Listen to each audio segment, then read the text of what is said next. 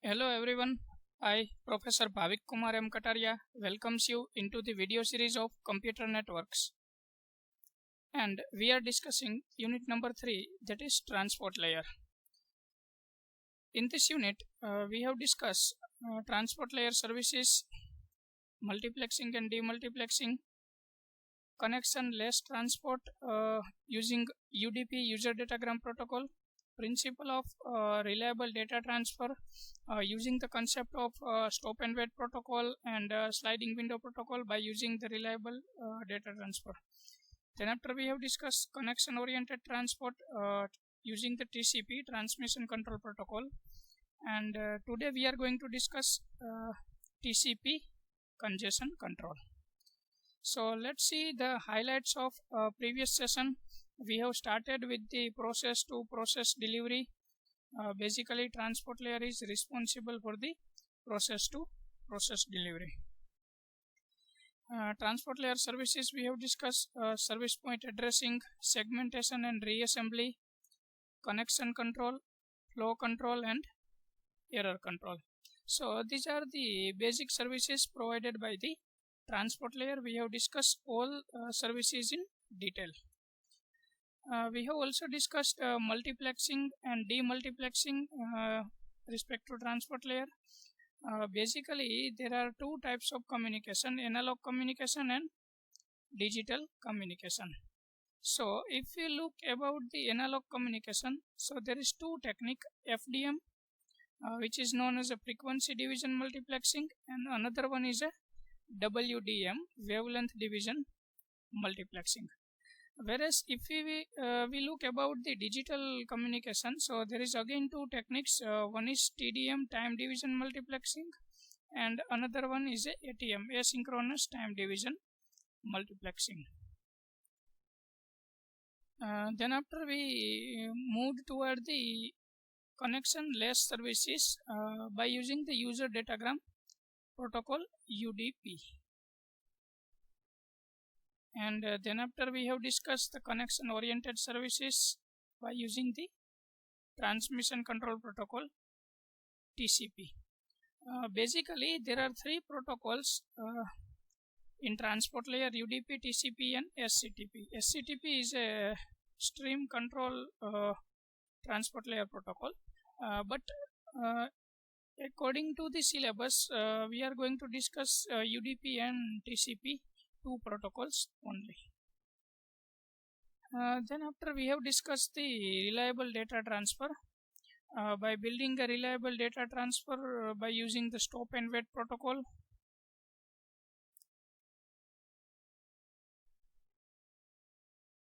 Stop and wait, and we have understand the fundamentals of pipeline reliable data transfer, as well as we have discussed the sliding window protocol. In terms of sliding window, there is two protocol. First one is a go back N, and the second one is a selective repeat. So these two are the sliding window protocols. In terms of stop and wait protocol, we understood the efficiency of stop and wait protocol. We derived the equation of efficiency, as well as we derived the capacity of channel with respect to halfway channel, halfway communication and full duplex communication. Get it? So if there is a full duplex channel, so capacity is equal to 2 into bandwidth into delay of propagation. Suppose there is a half duplex channel or a one-way connection, so there is a capacity is bandwidth into delay of propagation. We have also discussed with the example of thick pipe and thin pipe. So if we are considering the stop and wait protocols, stop and wait protocol is basically used for the thin pipe. Whenever there is a thick pipe or greater capacity channel, so stop and wait protocol become unuseful. In terms of pipelining, we have discussed few numerical examples. Also we have discussed round trip time. So these are the fundamentals of stop and wait protocol. Then after we move towards the sliding window, why the name sliding window arrives, and we have also discussed why the name stop and wait arrives. In terms of sliding window, we have discussed two protocols, go back and selective repeat. Then after we move towards the three-way handshaking. In terms of three-way handshaking, we have discussed connection establishment, data transfer, and connection termination. During the connection termination, we have discussed the half close and entire connection termination. So these are the fundamentals which we have discussed, as well as in terms of congestion control. We have discussed basically the fundamental of congestion control. So at that time we have discussed what is congestion control, and there is a traffic descriptor and traffic profiles with respect to congestion control. So guys, if you are still remain to watch that last video of congestion control, so you can click on I button and watch the video of congestion control. And today we are going to discuss the TCP congestion control. So let's start congestion control in TCP. Basically, there is a two type of congestion control: open loop congestion control and closed loop congestion control. So what is the key difference between open loop congestion control policy and closed loop congestion control policy? So if we will look about the open loop congestion control, so open loop congestion control is a pre-step. It is a pre-establishment policy before the congestion occurs. Whereas if we will look about the closed loop congestion control, so these are the post implemented policy after the congestion occurs. So look like we have discussed this type of fundamentals in operating system deadlock also. So at that time we have discussed the deadlock prevention, deadlock avoidance, deadlock detection, and deadlock recovery. So deadlock prevention and deadlock avoidance was the pre-establishment policy before the deadlock occurs, whereas deadlock detection and deadlock recovery was the post-establishment policy after the deadlock occur. Same thing is here, open loop congestion control. These are the various policies we are going to implement before the congestion occurs. And same thing, few policies with respect to closed loop congestion control we are going to implement after the congestion occurs. So let's see some of the policies in detail. In terms of open loop congestion control, first policy is a retransmission policy. So in terms of retransmission policy, we have already discussed in terms of stop and wait protocol, go back and protocol, and selective repeat protocol. So if we will look about the stop and wait protocol, so always we are sending the new data packets after the acknowledgement of previous packet arrives. Get it? So there is a simple retransmission policy. But if we will look about the go back and selective repeat, get it? So in terms of go back and protocol, we are using the timeout timer for the retransmission policy. Get it? So if acknowledgement of sent data packet will not arrive within a time limit, so after completion of timeout timer, we will retransmit the data packets. Get it? But how we are going to retransmit the data packets in go backend? So we are sending the entire window in go backend. Get it? Whereas in case of selective repeat, we are sending only corrupted data packet. So in terms of selective repeat, retransmitted packets can generate a less traffic, whereas in terms of go backend protocol, retransmitted packets will generate more traffic, because in this case we are sending entire window again. Suppose window is available for the 4 packets. So if a single packet is going to corrupt, so we will send total 5 packets in place of single corrupted packet. So it will generate a more traffic inside the channel. Get it? So there is need to establish a proper retransmission policy to avoid the congestion. Second thing, there is a window policy. So if we will look about the go backend protocol, so window size is n. Suppose there is a GB5 protocol, so window size, sending window size is 5, and receiver window size is always 1. Get it? So there is need to establishment proper window policy also to avoid the congestion. Get it? Why? Because receiver window size is always 1 and sender window size is n. So at a time sender is sending n packets, whereas the receiver is receiving only single packet. So there is need to establishment some queue, some buffer at a receiver's point. So remaining packet can wait inside the buffer or queue till the receiver will able to receive the packets. Get it? Another thing that is acknowledgement policy. In this case, we have discussed different acknowledgement policy. Like some of the cases, we are sending the common acknowledgement after completion of timeout timer.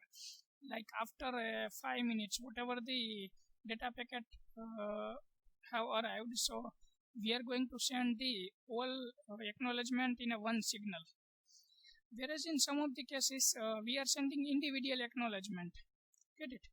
So at that time we have discussed two types, cumulative and individual acknowledgement. In terms of cumulative, we are sending acknowledgement of 2 or 3 segments in a single signal. Whereas in terms of individual, we are sending individual acknowledgement. So whenever we are sending individual acknowledgement, so again this acknowledgement signal will generate a traffic inside the channel. So for avoiding the congestion, again there is need to rethink about the acknowledgement policy, then after discarding policy and admission policy. So in terms of discarding policy, there is need to establish proper discarding policy after the at a receiver's end. Like suppose we are maintaining any type of any buffer or a queue at a receiver's end, and whenever buffer is full, so remaining packet will stay inside the channel rather going to the towards the buffer or queue. So this packet will block the channel. So it is good to discard this number of remaining packets, and there is need to available channel for other packets. So somewhere there is need to discard the unnecessary packets also.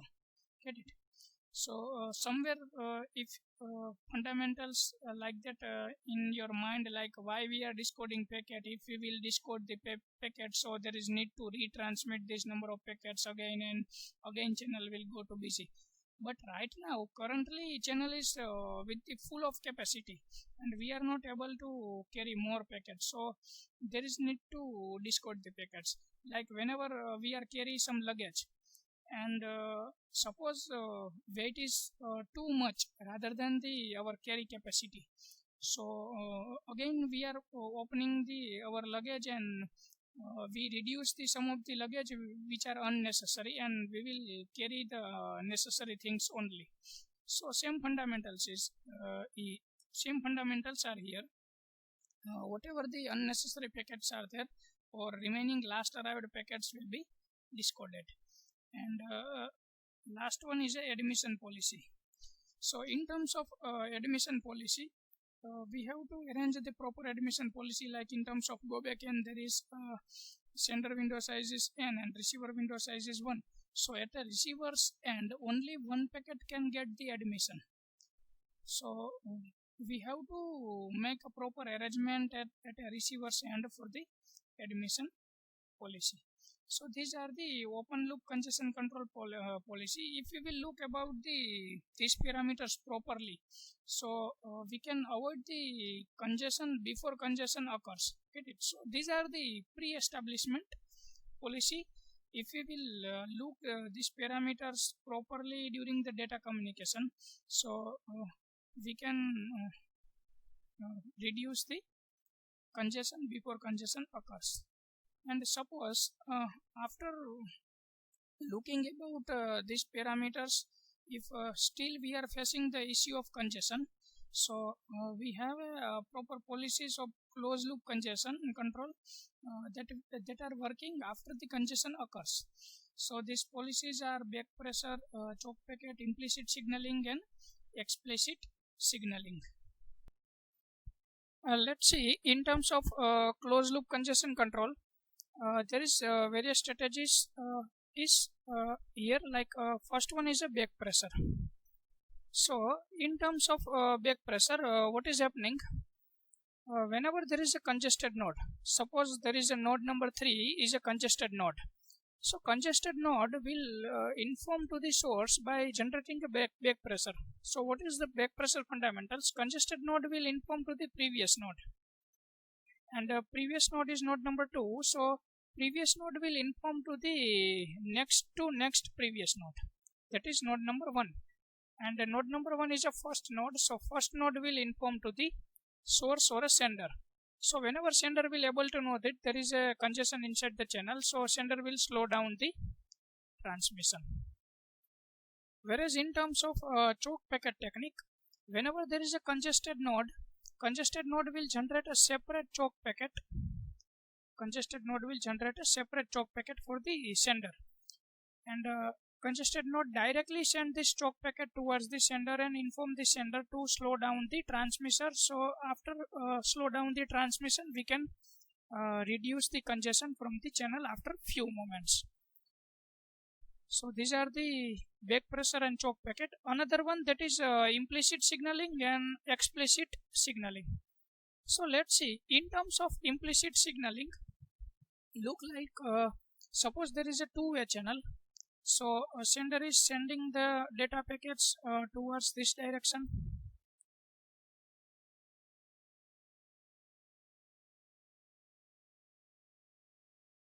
Whereas another user, another sender will send the data packets into this direction. Get it? Whenever there is full duplex channel. Get it? So in terms of implicit signaling, whenever congested node want to inform the sender to slow down the transmission, so congested node will put the message into the data packets. Congested node will put the message into the data packets, and whenever this data packets will reach up to the sender, so sender will able to know that there is a congestion and sender will slow down the transmission. So congested node is not using different packet. Why? Because whenever we are generating the different packet, so already channel is congested, there is a more traffic, and suppose we are generating one new packet, like that is a choke packet. So whenever we are generating new packet, so again it will increase the congestion. Actually we want to decrease the congestion, we want to reduce the congestion. So rather reducing the congestions, we are adding new packet. Get it? So that's why there is a need of implicit signaling, that is implicit signaling. Whereas in terms of explicit signaling, congested node will generate a new packets like choke packets. Get it? So congested node will inform the source by generating the explicit signals, and that explicit signal will carry the only message of congestion. Same thing, congested node will inform to the destination or a receiver. Get it? So this thing is known as a backward signaling and forward signaling. In terms of backward signaling, congested node will inform to the sender to slow down the transmission, and in terms of forward signaling, congested node will inform the receiver to receive the packets with the maximum capacity. Suppose the receiver have a 10 Mbps channel capacity for receiving the node. So whenever receiver will inform the data packets with the full of capacity, so we can reduce the congestion. Another thing, that is congestion control in TCP. It means whenever we are using the transmission control protocol, so we will look two things, congestion window as well as congestion policy. In terms of congestion window, whenever we will choose the size of actual window, so at that time we will take care about the size of window. Basically that is size of receiver window is pre-decided, and whenever there is a congestion window, so we will choose the size of actual window is a minimum of congestion window and receiver window. So we can reduce the congestion in whenever congestion is occur. Then after, there is a congestion policy. Three policies are here: slow start, congestion avoidance, and congestion detection.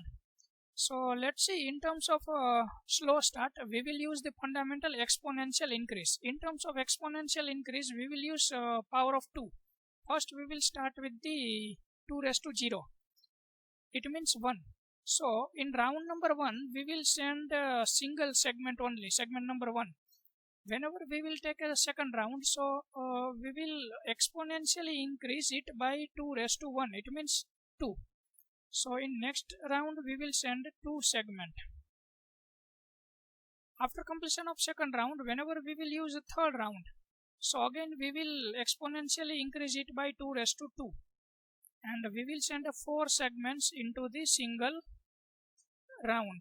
Segment number 4, segment number 5, segment number 6, and segment number 7. After completion of third round, whenever we will choose a fourth round, so again we will increase it by exponentially 2 raised to 3. Here we are increasing 0, 1, 2, 3, but we are taking power of 2. That's why the name is exponential.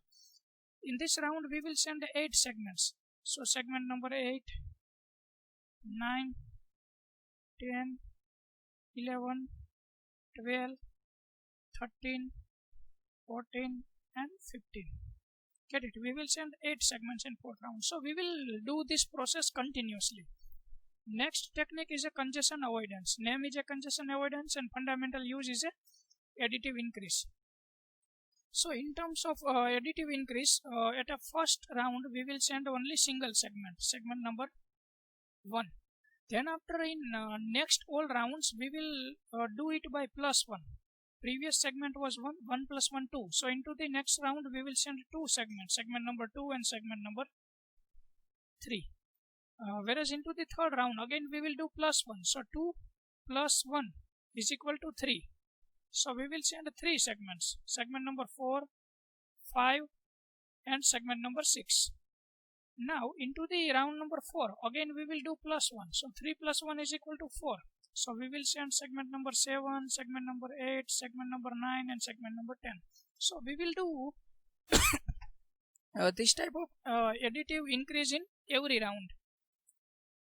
Next policy is a congestion detection. So in terms of congestion detection, suppose we are using slow start, 2 raised to 0, 2 raised to 1, 2 raised to 2, 2 raised to 3, 2 raised to 4. So at a 2 raised to 4, it means 16. So at this point we are sending the 16 segments at a time. Suppose after this point, due to the congestion, we are using additive increase, AI. So we will make a plus 1, 16 plus 1, 17, next time 17 plus 1, 18, next time 18 plus 1, 19, and then after 20. Get it? It is 20. So after 20, suppose we are detecting the congestion. Suppose at this point we are detecting the congestion. Get it? So what's happened? We will do multiplicative decrease. Again we will go to the starting point. It is not necessary to go up to the start point. We can go up to that point where congestion is handled. Get it? So here again we are start with the slow start. Again we will use the multiplicative decrease. Suppose at this point again we are detecting the congestion. So again we will use multiplicative decrease.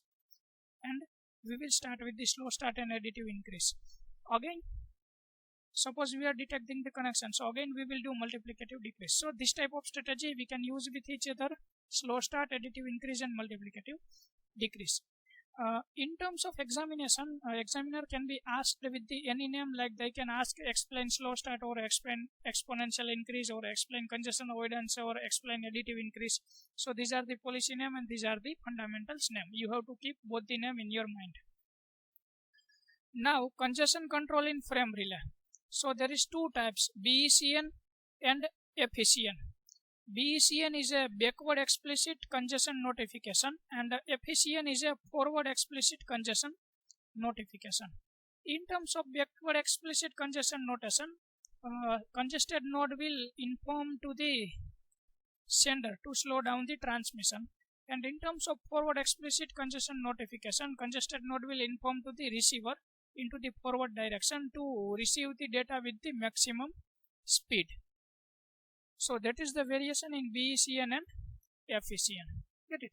And we will use explicit signaling in these techniques. Now there is a quality of services. Suppose we want to improve the quality of service, so we have to take the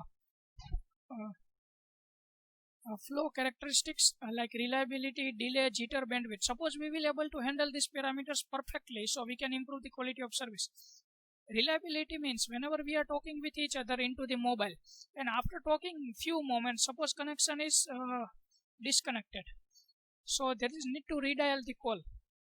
So we can say that that is not a reliable connection. Whatever up to the data transfer, connection should remain stable or remain reliable. That is reliability.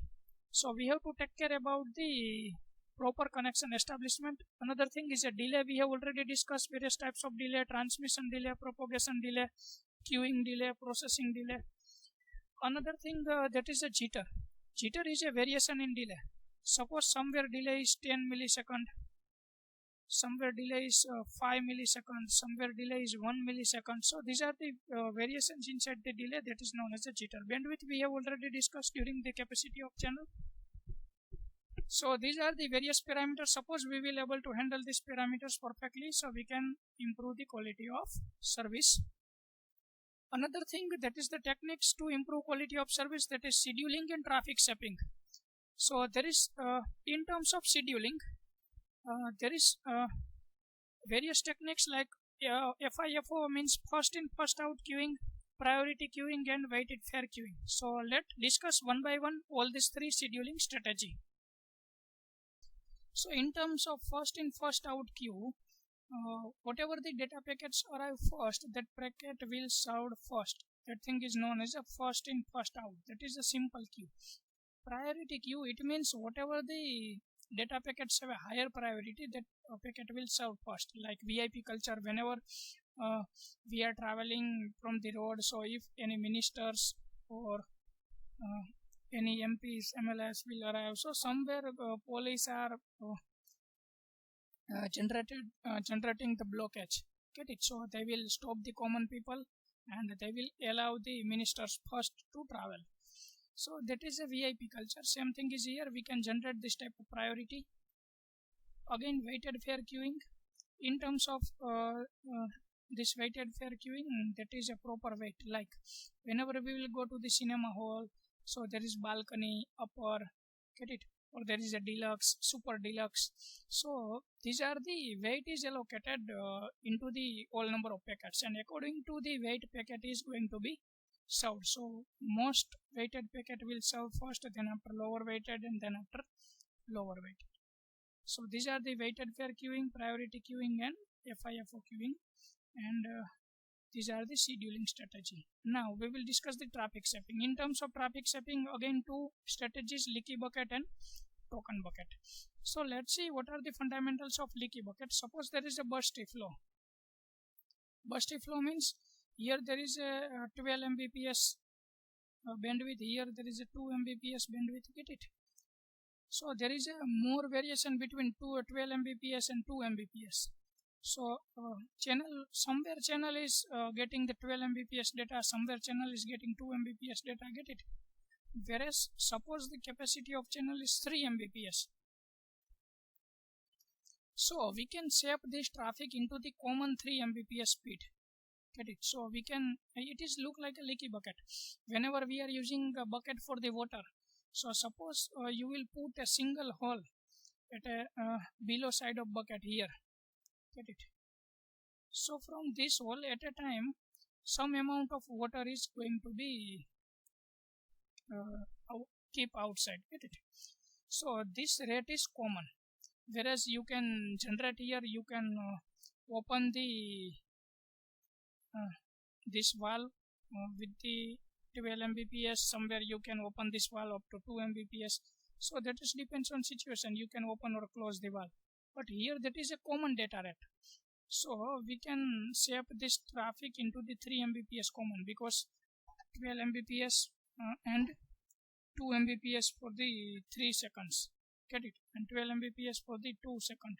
So basically it is 24 and it is 1, 2, 3, 6. Total 24 plus 6, total 30. So we have a 10 second. So 30 divided by 10.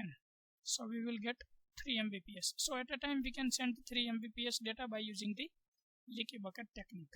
Get it? So that is the implementation of leaky bucket. So here we are removing the packets. How we are going to implement the leaky bucket? We can use the queue. So whatever the data will arrive into the queue, so we will allow the queue with the speed of 3 Mbps. So at a time only 3 Mbps data will come outside the queue. So we can implement this type of strategy by using the queue. Now another strategy, that is token bucket. In that case, like in first cases, that is for the bursty data rate. But in place of bursty data rate, suppose there is a constant data rate. If there is a not bursty data rate and there is a constant data rate, so there is a no need of leaky bucket.